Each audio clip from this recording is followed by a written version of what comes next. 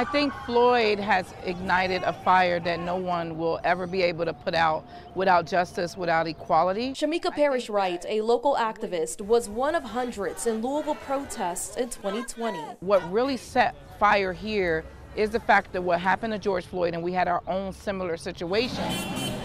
These events played out in Louisville 3 days after Floyd's death. Hundreds flooded downtown hours after the 911 call in the Breonna-Taylor case was released. Some came peacefully, others took advantage of the demonstration, targeting all kinds of properties.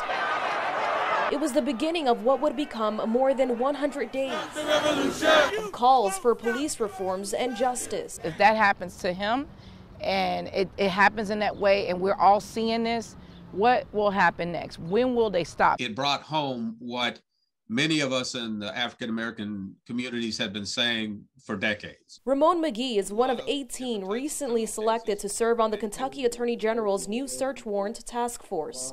He represents the Kentucky NAACP. Help direct focus back to Louisville. He says that's what Floyd's case did in the fight for Breonna Taylor. It opened up a referendum on this question of race and policing. He believes the energy should now go towards passing legislation in supporting the George Floyd Justice in Policing Act. Just getting Senators Rand and Senators McConnell. There's people asking questions now, Sine. They're saying, why is this legislation lingering? Can we get it to move forward? This Friday will mark 1 year since the first night of Louisville protests in 2020.